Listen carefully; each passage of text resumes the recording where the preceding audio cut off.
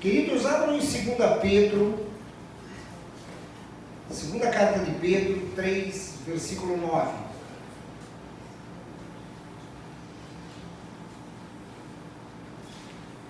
Quero falar com vocês essa manhã, começo de ano. Nada melhor do que a gente relembrar as promessas que Deus tem sobre as nossas vidas e que muitas vezes a gente esquece. 2 Pedro 3, versículo 9. Posso ler? Amém. Amém? Na minha versão, que eu estou usando a nova tradução da linguagem de hoje, ela diz assim: o Senhor não demora a fazer o que prometeu, como alguns pensam. Pelo contrário, Ele tem paciência com vocês, porque não quer que ninguém seja destruído, mas deseja que todos se arrependam dos seus pecados. Amém? Deixa eu começar a pregação perguntando uma coisa para vocês. Vocês têm promessa de Deus sobre a vida de vocês? Amém. Tem? Então elas se cumprirão. Sabe por que elas se cumprirão? Porque a palavra que nós acabamos de ler diz isso. A palavra diz que Deus nunca tarda, nunca falha. E se Ele prometeu, as coisas vão acontecer. Quando eu leio esse versículo, eu percebo quanto o amor de Deus para as nossas vidas é forte, é grande, é maravilhoso. Sabe por quê? Porque Ele nos ama e quer o melhor para cada um de nós. E mais, Ele sabe o que é melhor para cada um de nós. Ele sabe tanto que esse versículo diz que se nós não estamos prontos para receber a promessa de Deus, ela não virá sobre as nossas vidas. Sabe por quê? Para que nós não sejamos destruídos. Existe um tempo de todas as coisas.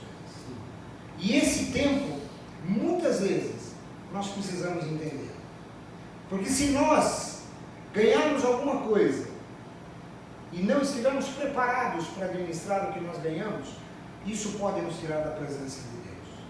Isso pode nos afastar da presença de Deus. Muitas e muitas vezes, a nossa ansiedade, a nossa vontade de ver as coisas acontecendo, a nossa vontade de ver as coisas resolvidas, nos leva a achar que Deus está distante. E a gente fica pensando, Deus está distante de mim. As coisas não têm acontecido como eu quero. Eu recebi uma série de promessas e nenhuma das promessas acontece na minha vida. Queridos, isso não é verdade. Quando eu leio a palavra, eu vejo o quanto Deus cuida de nós em cada um dos detalhes. Em cada momento do nosso dia. O quanto Ele fala conosco em todo momento. Muitas vezes somos nós que não ouvimos. E aí quando nós começamos a ficar ansiosos pelas promessas do Senhor, ou nós achamos que não estamos seguindo a vontade dEle, muitas vezes é isso mesmo que está acontecendo, ou pior, nós começamos a dizer que Deus esqueceu de nós. Quantos aqui já disseram, Deus esqueceu de mim? A promessa não vai acontecer sobre a minha vida. Porque nós somos assim. Infelizmente nós pensamos assim. Nós somos pessoas mimadas, nós somos pessoas acostumadas a querer as coisas imediatamente. E nem sempre as coisas acontecem imediatamente. Às vezes as coisas têm um tempo de maturação. Eu creio que esse ano de 2020, nós já falamos isso e nós oramos sobre isso no final do ano e no começo desse ano. Eu creio que o ano de 2020 é um ano de cumprimento de promessas. Muitas promessas serão cumpridas. Muitas promessas serão vistas e pessoas testemunharão o que Deus vai fazer no ano de 2020. Eu creio. Nós sentiremos uma presença maior de Jesus sobre as nossas vidas. Porque nós estamos caminhando para um momento de maturidade. E nós vamos buscar essa maturidade. É ela que vai fazer a diferença na nossa vida. Davi escreve no Salmo 27, lá no versículo 14 do Salmo 27, uma passagem muito interessante. Ele diz assim, confie no Senhor, tenha fé e coragem, confie em Deus, o Senhor. Sabe o que Davi está dizendo? Ele está dizendo o seguinte, tudo tem um tempo para acontecer na nossa vida. E enquanto as coisas não acontecem, sabe o que nós devemos fazer? Confiar no Senhor. Nós devemos confiar e devemos entender que se Ele falou, as coisas vão acontecer. E mais do que confiar, Ele diz, vocês têm que ter fé. A fé é um estágio acima da confiança. Porque a fé é a certeza que eu tenho que as coisas vão acontecer. Elas só não aconteceram ainda, mas eu tenho certeza que elas vão acontecer. E ele coloca uma outra palavra que eu acho muito interessante. Ele coloca coragem. Por quê? Porque nós temos que ter coragem para nos mantermos na presença do Senhor e caminhando na direção dele. Vocês já perceberam que quando a gente começa a caminhar na direção do Senhor, quantas coisas se levantam para nos tirar da presença dele? Se nós não tivermos coragem, nós não nos mantemos na presença dele. Essa é a grande coisa que Davi fala para nós. Porém, nós duvidamos. Muitas vezes nós duvidamos de tudo isso. Principalmente quando o tempo de Deus não sincroniza com nós. Vocês já perceberam? A nossa mente começa a ficar complicada, porque a gente diz, poxa, eu preciso da solução amanhã. E Deus está dizendo, espera mais um pouquinho. Mas como eu vou esperar mais um pouquinho? Só amanhã. Eu estou com um problema que precisa ser resolvido. Eu estou vendo a minha família destruída, eu estou vendo meus filhos destruídos, eu estou vendo minha esposa destruída, meu lar destruído, meu marido destruído. Eu estou vendo o sofrimento na minha família, eu preciso da solução amanhã. E Deus diz, espera mais um pouquinho. Parece brincadeira a palavra de Deus, né? Mas creiam, elas acontecerão. Talvez não aconteçam como a gente quer, mas elas acontecerão. Vou pedir licença para minha esposa contar uma coisinha rápida aqui. Ela escreveu cartas para Deus durante 8 anos. 8 anos, todo dia escrevendo carta para Deus. Não sei o que ela pedia nas cartas. Mas um dia eu sei, que foi em setembro de 2001. Ela testemunhou isso. No dia do batismo, o Espírito Santo falou para ela, está vendo o cumprimento daquilo que você escrevia? 8 anos. E muitas vezes a gente fica naquela ansiedade, eu quero para amanhã, eu quero que você resolva amanhã. Quantos aqui não oram por um parente e querem que o parente se converta amanhã? Como seria bom ele estar aqui nessa cadeira, como seria bom ele estar servindo ao Senhor. O que eu preciso fazer? Abrir a cabeça dele e colocar a palavra de Deus na cabeça dele? Não é assim que funciona. Nosso papel nós temos que fazer. Nós temos que orar, temos que clamar, temos que dobrar o nosso joelho em silêncio. As pessoas não precisam saber que nós estamos orando. Deus precisa saber que nós estamos clamando. E nós precisamos colocar essas pessoas, essas vidas, essas situações na presença de Deus. E deixar que Ele resolva. Por quê? Porque Ele resolve melhor do que nós. Ele sabe o tempo de todas as coisas. Ele sabe o quanto isso tem que acontecer. Queridos, tem uma história na palavra que fala de fé, fala de coragem, fala de confiança. Não vou me alongar muito nela, porque todos vocês conhecem essa história. É a história de Abraão, da promessa que ele recebeu sobre o nascimento de Isaac. Quanto Abraão confiou na palavra de Deus, porque Abraão já era de uma idade avançada quando ele recebeu a promessa. Mais ou menos ele recebeu a promessa com 75 anos de vida. E nada aconteceu. Claro, teve Ismael no meio da história, um tropeço da história, uma tentativa de atalho, um atalho humano. Vamos ajudar Deus. Já que Deus está demorando, vamos dar um jeitinho de ajudar Deus. E os atalhos humanos só dão errado. E dão errado até hoje. Por causa de uma tentativa de ajudar a Deus. Mas quando ele estava perto de 100 anos, mais ou menos 100 anos, Deus aparece para ele. Vocês conhecem essa história? Deus vem e aparece para Abraão. Acho fantástico que Deus almoça com Abraão. Eu gostaria de receber Deus para um almoço. E eles conversando. E aí eles conversando e Deus vira para ele, e isso eu acho fantástico, porque Deus se lembra da promessa de 25 anos atrás. Ele fala assim, Abraão, chegou o seu tempo. Menos de um ano dessa data, eu vou voltar e você vai estar com um filho, que é o filho da tua promessa. E quando eu leio essa passagem, sabe o que eu vejo?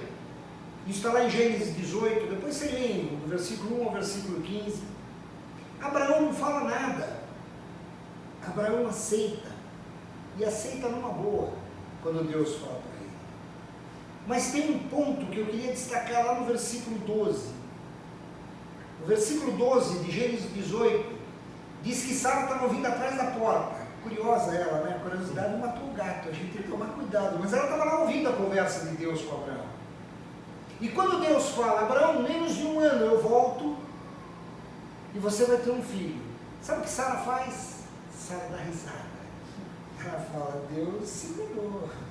Olha o Abraão com 100 anos e eu com 90. Só Deus mesmo que fala um negócio desse. E ela ri. Ela riu porque ela duvidou do que podia acontecer. Queridos, não duvidem da promessa de Deus sobre a tua vida. Deus não olha a sua situação atual. Deus não olha como você está. Deus olha como você está lá na frente no cumprimento da promessa. Os planos de Deus são maiores que os nossos. Mas Sara riu, ela duvidou. Isso mostra que muitas vezes nós não entendemos a promessa de Deus. E mostra uma outra coisa importante. Tem uma segunda coisa nessa passagem que eu acho fantástica. Que ela termina de rir. Deus vira para Abraão e fala assim, Abraão, por que Sara riu? Vocês já pensaram o susto que ela deve ter tomado? Pô, eu estou com a ponta fechada atrás da parede, como é que ele fala que eu estou rindo? Sabe o que isso me mostra? Deus conhece o nosso coração. Deus sabe exatamente o que nós pensamos. Por isso, quando você receber a promessa, não duvida. Senhor, é promessa sua para mim? Amém. Eu vou andar no cumprimento dessa promessa. Um dia ela acontecerá, porque é promessa do Senhor. E nós sabemos quando é promessa do Senhor, hein? Nós sabemos, porque o Espírito Santo testifica em nós quando é promessa do Senhor. Quando Deus fala uma coisa, que nem o Fernando falou no testemunho dele, o Espírito falou para ele sentiu que era para ele falar o que tinha que ter falado. Porque nós sentimos quando o Espírito Santo fala para nós que é promessa de Deus. Só que Sara riu, e Deus olhou para ela e falou, por que você está rindo, Sara? Sou eu que estou prometendo, não é qualquer um. Deus cumpre as suas promessas. Ele, quando olha no nosso coração, Ele sabe se nós acreditamos ou não, Ele sabe se nós temos confiança ou não, Ele sabe se nós temos fé ou não. Tanto que Abraão teve fé. Porque quando Deus fala isso, você não vê Abraão questionando. Ele já tinha acreditado há 25 anos atrás, vocês lembram disso? Quando Deus chama Abraão para fora da tenda e diz, Abraão, olha as estrelas do céu, olha a areia do mar, os seus descendentes serão muito maiores do que eles. Não vai dar para contar os seus descendentes. E Abraão creu. Então quando Deus vira para ele e fala, dentro de 1 ano vai acontecer, ele falou, glória a Deus, chegou a minha hora. Eu vou ser o patriarca de uma grande nação. Vai se cumprir a promessa. Mas Sara não acreditou. E Deus precisou interferir como Ele interfere conosco. E aí no versículo 14, Deus faz uma pergunta para Abraão. Agora a pergunta não era para Abraão. A pergunta era para Sara, que estava ouvindo atrás da parede. Deus vira para Abraão e diz assim, existe alguma coisa difícil demais para o Senhor? E eu vou perguntar para vocês, existe alguma coisa difícil demais para o Senhor? Querido, se você tem certeza que não existe nada impossível para o Senhor, creia, as promessas vão ser cumpridas. Não importa o que você está passando hoje, não importa o que você está sentindo hoje, as promessas serão cumpridas. Mas está difícil, está demorando, está doendo no meu coração, está doendo no meu físico. Vai ser cumprido. E você vai ver que isso vai ser a promessa de Deus. Deus vai cumprir no tempo dele. Por que Ele vai cumprir no tempo dele? Porque o tempo é dele. O nosso coração tem que estar preparado para saber usar essa promessa. Não adianta eu receber uma promessa se eu não estiver maduro o suficiente para administrar e para dar valor ao que eu recebi. Queridos, quantas vezes nós ganhamos alguma coisa de nossos pais e não demos valor ao que ganhamos? Porque o que ganhamos não estava no momento para a gente receber. Eu posso dizer por mim, eu sempre gostei muito de trem elétrico, coisinhas assim. Sempre tive um mau cuidado com o meu trem elétrico. Quando meus filhos tinham 2 anos, eu dei um trem elétrico para eles. Adivinha se eles brincaram? Não brincaram. Não tinham idade para brincar. Não sabiam sequer montar, não sabiam sequer o que era aquilo. muitas vezes nós fazemos isso com as pessoas. Mas a diferença é que Deus não faz isso conosco. Ele nos dá mimos. Ele cria situações para que a gente confie. Mas as promessas, elas virão quando nós estivermos prontos para recebê-las. O nosso coração tem que estar pronto. Vocês conhecem o restante da história? Isaac nasce, o Senhor cumpre a promessa. Menos de um ano depois, Isaac nasce. E Isaac se torna o primogênito de Abraão. E Abraão se torna o patriarca do povo de Deus. A promessa se cumpriu. Demorou 25 anos, mas a promessa se cumpriu. Queridos, o tempo de Deus é diferente do nosso. E nós precisamos entender isso. Eu vou retornar e ler 2 Pedro. Que agora que eu vou começar a pregar. Eu vou retornar lá em 2 Pedro de novo. Só que eu vou ler o versículo 8 e o versículo 9 novamente. O versículo 8 diz assim: meus queridos amigos, não esqueçam isso. Para o Senhor um dia é como 1000 anos, e 1000 anos como um dia. E o versículo 9, o Senhor não demora a fazer o que prometeu, como alguns pensam.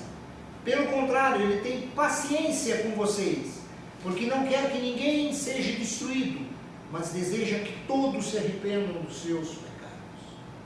Amém? Olhando esse texto, eu quero destacar 3 pontos com vocês essa manhã. E queria falar sobre esses 3 pontos.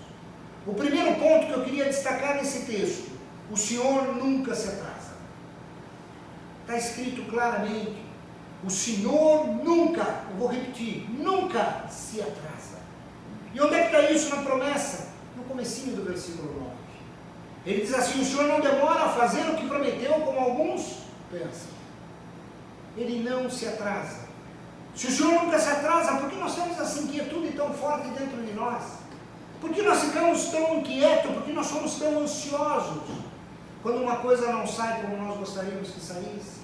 Por que a gente deixa essa ansiedade tomar conta a ponto de muitas vezes nós não vermos o Senhor se movendo na nossa vida? Porque essa ansiedade muitas vezes nos cega. E mais, muitas vezes o Senhor está agindo na nossa vida de uma forma que nós não queremos. E aí a gente começa a lutar contra Deus, para dizer: Senhor, eu não quero desse jeito, assim não. Eu quero do meu jeito. Pode ser do meu jeito? Queridos, deixa eu dizer uma coisa: não pode ser do nosso jeito. As coisas sempre serão do jeito do Senhor. Se renda a isso, é mais fácil. É mais fácil entender. Se nós entendermos isso, nós perdemos a aflição. Nós vamos entender: puxa, está doendo, está dolorido, eu estou sofrendo, alguém está sofrendo, eu estou vendo o sofrimento de alguém. Mas em tudo há um propósito. Em tudo há o mover de Deus. Em tudo há Deus trabalhando pela nossa vida e pela vida de quem nós estamos orando e intercedendo. Em tudo. Em tudo. Queridos, eu lembro uma história, não vou citar nomes, mas um grande amigo nosso, minha esposa sabe de quem eu estou falando, que ele virou um homenzão de Deus. Ele era um homem do mundo mesmo, um cara complicado em termos de mundo, árabe, um cara arrogante, cheio de não me toque porque eu sou dono, não tenho dinheiro, portanto eu sou dono da parada. E esse cara se converteu, perdeu todo o dinheiro que tinha. Ele e a mulher dele chegaram a morar num carro. Ela começou a fazer comida árabe para eles viverem. Mas ele mudou. Eu tive a oportunidade de conhecê-lo quando ele era cheio de dinheiro e arrogante. Ele não olhava na cara de ninguém, andava todo arrogante, entrava no carrão dele, embora. Virou uma moça de pessoa, um amor de pessoa. O amor de Deus em pessoa. Apesar de todo o sofrimento, você não via ele reclamar. Só que ele tinha que fazer diálise, ele tinha um problema renal feio. Não é normal. Ia para a fila do Hospital São Paulo, fazia diálise, esperava às vezes o dia inteiro para fazer diálise, e sempre falando de Deus para as pessoas. E aí ele caiu no hospital, nos últimos tempos da vida dele. Eu lembro dessa história que me marcou bastante, porque Quando foram dizer a ele, eu tive a oportunidade de ver isso, que puxa vida, nós vamos orar porque você não pode passar por esse sofrimento. Ele falou, para, quem disse que eu estou sofrendo? Não, como? Você está aí na cama, com problema renal, insuficiência renal, as dores sexuais? Não. Por que eu estou aqui? Porque essa situação aconteceu na minha vida. Eu converti minha família inteira, que era muçulmana e árabe, são todos cristãos hoje. Você acha que eu vou discutir com Deus? Você acha que eu vou perguntar para Deus, Deus, por que eu estou aqui nesse hospital? Por que eu estou aqui nesse lugar? Eu estou vendo minha família salva. Ele veio a falecer. E a família dele inteira, que não falava mais com ele, esteve no enterro dele. Querido, isso é o tempo de Deus. Como é que vocês podem imaginar que um Deus que enviou seu único filho para morrer por nós, para nos dar salvação, pode esquecer de nós? Ele não se esquece de nós. Quem se esquece dele somos nós. Nós somos ansiosos demais, nós queremos criar atalhos, nós queremos que as coisas sejam resolvidas rapidamente. E muitas vezes Deus está dizendo, calma, calma, você está se cansando, você está correndo atrás das bênçãos. Sabe o que está acontecendo? Você está correndo tanto que as bênçãos não conseguem chegar em você. Deuteronômio 28 tem um segredo muito grande para nós. Deuteronômio 28, no versículo 1 e 2, diz assim: se atentamente ouvires a voz do Senhor teu Deus, tendo cuidado de guardar todos os seus mandamentos que hoje te ordeno, o Senhor teu Deus te exaltará sobre todas as nações da terra. Se ouvires a voz do Senhor teu Deus, virão sobre ti e te alcançarão todas essas bênçãos. Sabe o que Deus está dizendo? Se nós confiarmos nele, se nós obedecermos a palavra, se nós continuarmos na presença do Senhor, a gente não precisa correr atrás de bênçãos. Sabe por quê? Porque as bênçãos vêm de nós. O problema é que a gente está correndo da bênção e a bênção não consegue nos alcançar, porque nós estamos correndo mais depressa do que ela. A palavra diz que a bênção virá sobre nós. Como a palavra diz que o mesmo Deus que nós servimos foi um Deus ontem, é um Deus hoje, será um Deus para sempre, essa promessa vale sobre nós. Queridos, Deus sempre sabe o momento certo, Ele nunca se atrasa, e Ele vai chegar com promessa sobre a nossa vida. Creia e confie, como está no Salmo 27. O segundo ponto que eu vejo nesse versículo que nós lemos, 2 Pedro 3,9, o segundo ponto que eu quero destacar é que Deus faz a gente esperar, sabe para quê? Pelo nosso bem. Ih, agora pirou tudo. Como é que é? Quer dizer que demorar e me deixar ansioso é para o meu bem? Sim, é para o meu bem, por incrível que pareça. Sabe por quê, queridos? Presta atenção no que diz a palavra. Ela diz assim, pelo contrário, Ele tem paciência com vocês, porque não quer que ninguém seja destruído. Deus nos ama tanto, Ele ama tanto a nossa vida, que Ele sabe no momento certo de nos dar aquilo que nós precisamos. Porque se Ele der fora do tempo, nós nos desviamos.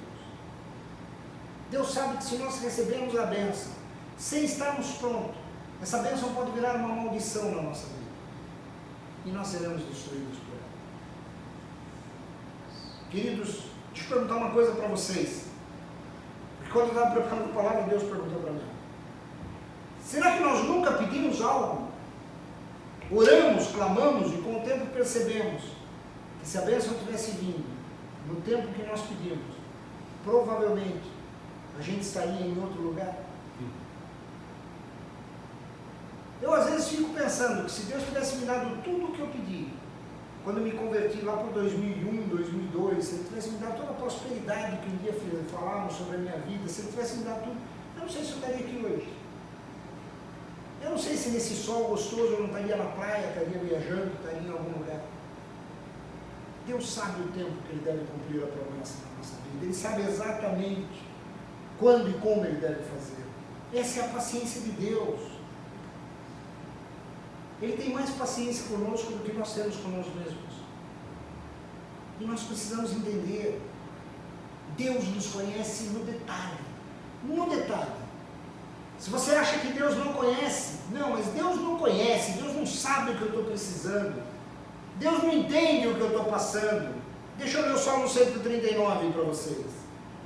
Gostaria de ler inteiro, mas a gente não tem tempo, vou ler só do versículo 1 ao 5, depois vocês leem o Salmo 139 inteirinho. O Salmo 139, do versículo 1 ao 5, diz assim: ó Senhor, Tu examinas meu coração e conheces tudo ao meu respeito. Não é só alguma coisa, não, é tudo. Tudo, está dizendo a palavra. Sabe quando me sento e quando me levanto. Mesmo de longe, conheces meus pensamentos. Tu me vês quando viajo e quando descanso. Você está de férias? Está aproveitando bem bom? Está aproveitando? Cuidado, Deus está te olhando. Ele te deu aquele refrigério. Ele permitiu aquele tempo. Mas Ele te conhece lá. Porque a palavra diz que tu me vês quando viajo e quando descanso. Sabe tudo o que eu faço. Antes mesmo de eu falar, o Senhor sabe o que eu vou dizer. E o versículo 5 diz: vai adiante de mim e me segues. Põe sobre mim a tua mão. Queridos, Deus te conhece. Ele sabe exatamente o que você pensa. Ele sabe exatamente o que o seu coração precisa. Não dá para enganar Deus. Não dá para ir em oração pedindo alguma coisa a Deus quando o nosso coração está falando coisas diferentes. Nós não conseguimos enganar a Deus. Nós jamais vamos conseguir enganar a Deus. E sabe o que Ele tem? Paciência. Que quando nós vamos na presença dEle e oramos coisas que estão diferentes do nosso coração, Ele olha e fala: eu vou esperar mais um pouquinho. Um dia a oração dele sai como eu quero que saia. Não é agora. Queridos, isso é o Deus que a gente serve. Ele tem paciência. Tem um versículo que diz que as misericórdias do Senhor são as causas de não sermos consumidos. Se Ele não tivesse paciência, a gente já tinha sido consumido há muito tempo. Mas é assim que Ele trata. E o terceiro ponto que eu quero destacar, queridos, é que Deus espera um sinal nosso. Ou um sinal nosso, sim. Ele espera um entendimento nosso para que as promessas se realizem. Mas, queridos, o que Ele pode esperar de nós? É simples. Que nós tenhamos um verdadeiro entendimento da palavra. Que nós tenhamos um verdadeiro entendimento de quem Ele é e não do que Ele faz. Que muitas vezes nós nos relacionamos com Deus que faz. Porque Ele fez isso, fez aquilo, fez aquele outro, eu ouvi um testemunho de tal coisa, eu vi um testemunho de tal coisa, mas Ele faz porque Ele ama. O que importa é quem Ele é. Quando nós entendemos quem Ele é, e aí vem o nosso arrependimento genuíno na presença dEle, o que Ele faz, Ele faz. Mas se Ele não fizer, Ele continua sendo Deus. Porque Ele é Deus. E aí nós vamos entender os valores e princípios da palavra. E nós vamos começar a viver pelos princípios que lemos e que estudamos. Pelas histórias que nós conhecemos e não mais pelos princípios do mundo.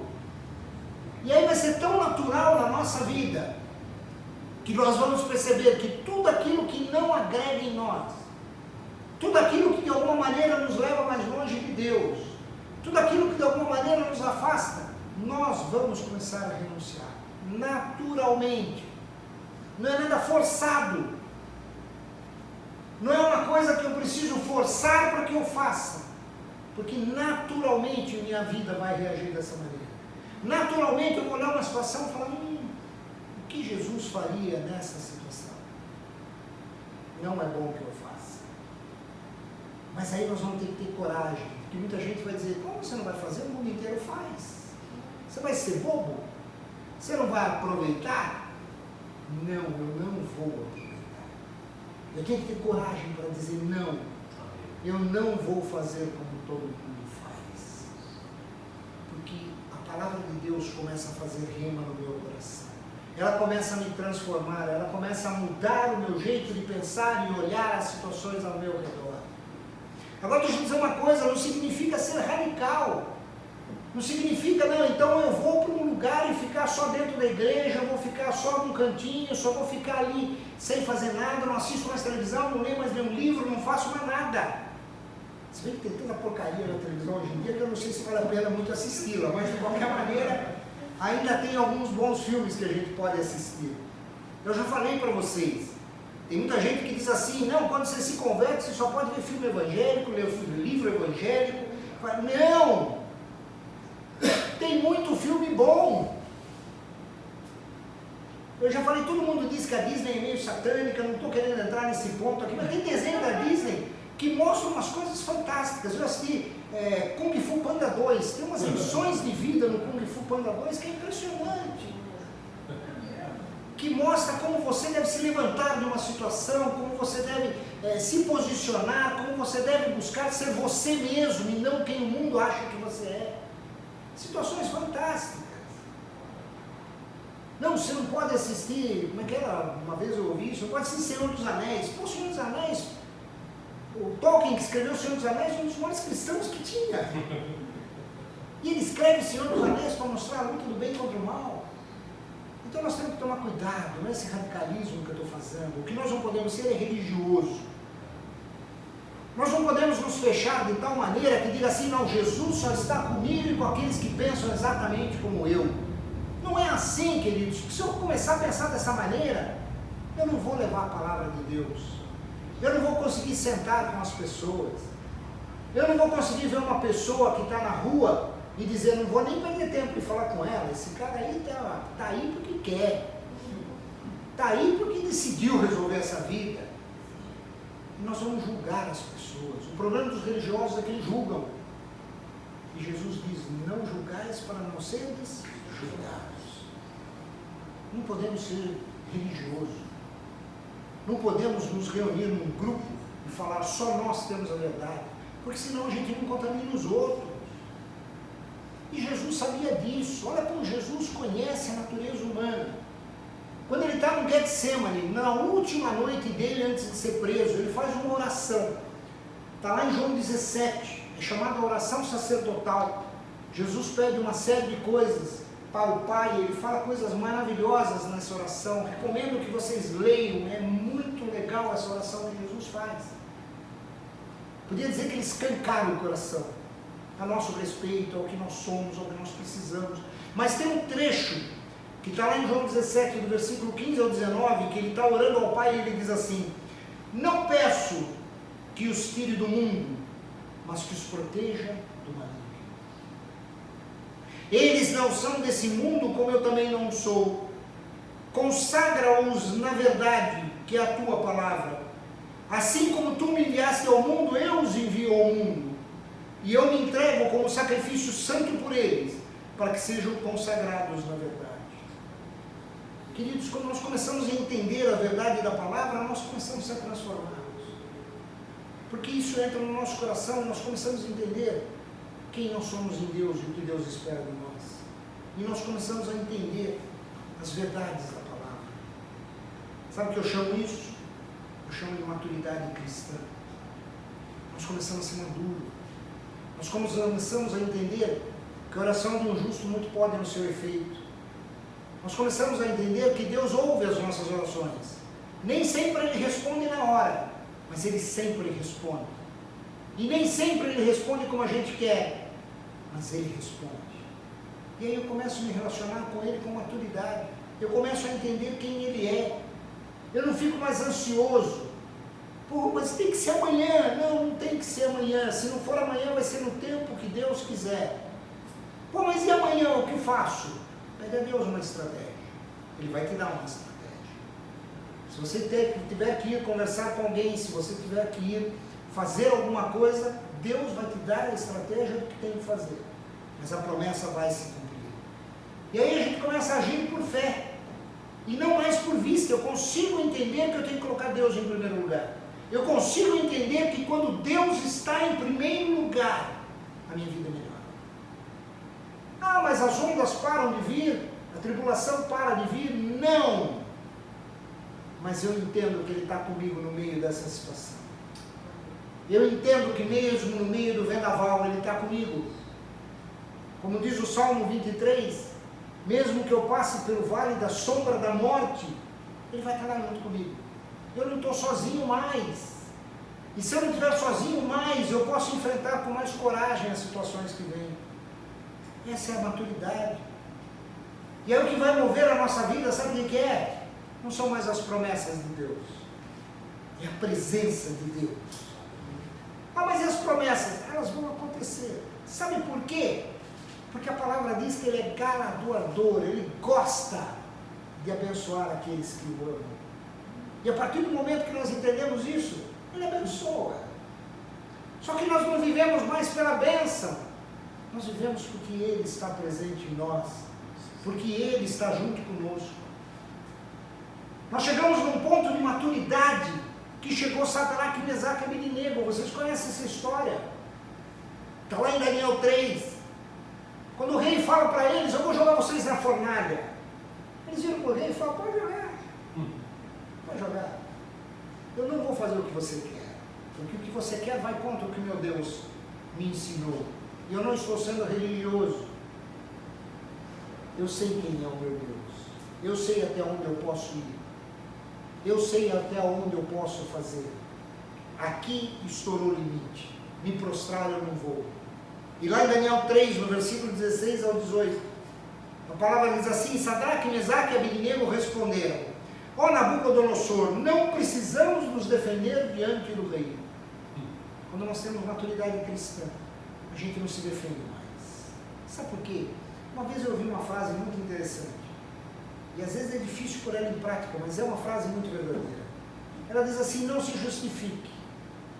Sabe por quê? Os seus amigos não precisam de justificativa. E os seus inimigos jamais as aceitarão.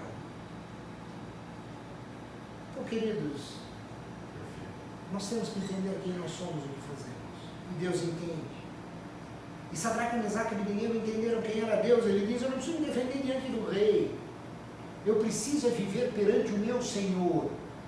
E quando eu vivo perante o meu Senhor, quem me defende é Ele. E lá no versículo 17 diz assim: se formos lançados na fornalha ardente, o Deus a quem servimos pode nos livrar. Sim, Ele nos livrará de suas mãos, ó Rei. Mas ainda que não nos livre, queremos deixar claro, ó Rei, que jamais serviremos seus deuses ou adoraremos a estátua de ouro que o Rei levantou. Queridos, nesse momento nós vamos estar tão maduros e vamos reconhecer a nossa condição de pecador, que nós vamos dizer: quem me sustenta é Deus. E as promessas dele, elas vão acontecer. Porque quem prometeu é Ele. Nós vamos saber andar humildemente na presença do Senhor, como diz a palavra. Ande humildemente na minha presença, e eu ao meu tempo te exaltarei. Quem nos exalta é Deus. Quem nos levanta é Deus. Quem nos põe em posição de destaque é Deus. E para que Ele faz isso? Para que o nome dEle seja glorificado. Não é para que a gente seja exaltado, mas é para que através da nossa vida as pessoas percebam quem é Deus sobre nós. E aí sim, Ele será glorificado. E as promessas se cumprirão.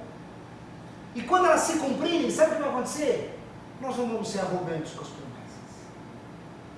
Se Deus te der muito, você vai saber o que fazer com esse mundo. Se Deus te der, você vai saber fazer com o que Ele te deu. E aquilo vira uma bênção e não uma maldição. Porque você vai saber exatamente o que você tem que fazer com aquilo que Deus te deu. Queridos, deixa eu perguntar uma coisa para vocês. Será que nós temos sido ansiosos, achando que a promessa está demorando muito?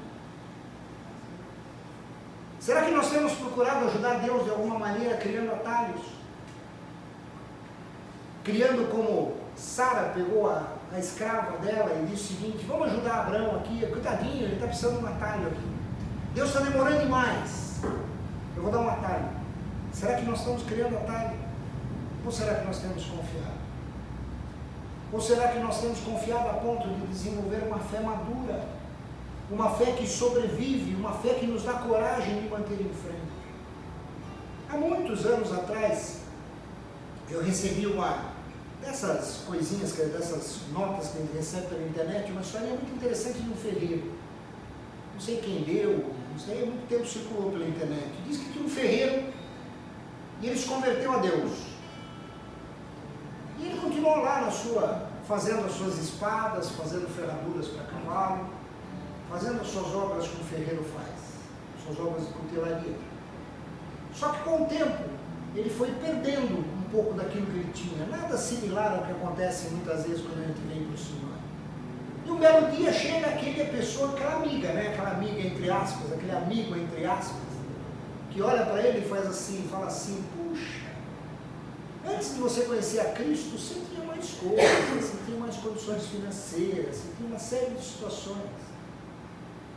E agora você está perdendo tudo. Você acha que valeu a pena ir para Cristo? E ele estava, naquele momento, fazendo a laminação, martelando uma espada que ele tinha acabado de tirar, formatando uma espada com uma peça de ferro que ele tinha acabado de tirar do fogo, aquela peça incandescente. Ele parou um pouco, virou para o amigo e falou assim: sabe o que é a vida cristã? É que nem esse pedaço de ferro. Para que isso se torne uma espada boa, verdadeira, e que cumpra a sua função de ir para uma batalha e defender quem a está usando, eu preciso colocá-la várias vezes no forno incandescente. Eu preciso bater muito nela, e depois eu preciso colocá-la na água para ela tomar um choque muito forte. E depois eu tempero ela no óleo para que ela fique mais quente ainda, mais viscosa ainda. Só que durante esse processo tem algumas espadas que racham, não aguentam a pancada, não aguentam o calor, não aguentam aquilo que estão sendo submetidas. Sabe o que acontece com elas? Elas vão para aquela pilha de espada que você está vendo ali. Não servem para mais nada. A vida cristã é resistir às pancadas, é resistir à pressão que Deus faz. E quando ele terminar a obra, sabe o que acontece? Vai virar uma boa espada. Será que nós temos resistido ao que Deus tem colocado para que a gente vire uma boa espada? Será que nós temos coisas que precisam ser tratadas na nossa vida, a ponto de dizer a Deus: Deus, eu preciso ser tratado nessa área. Eu ainda não consigo ter maturidade. Me ajuda. Eu ainda sofro por antecipação quando eu deveria confiar. Eu ainda vejo uma situação e a primeira coisa que vem na minha cabeça quando eu enfrento uma situação é: o que eu vou fazer? Ao invés de voa para que Deus me oriente o que eu devo fazer. O que será que nós temos feito? Eu gostaria que nós pudéssemos orar, se vocês puderem, e que nós colocássemos tudo isso na presença do Senhor, e que a gente pudesse realmente clamar a Deus para dizer a Ele: Senhor, ajuda, porque eu preciso do Senhor em muitas coisas. Amém? Podemos orar? Vou pedir para mim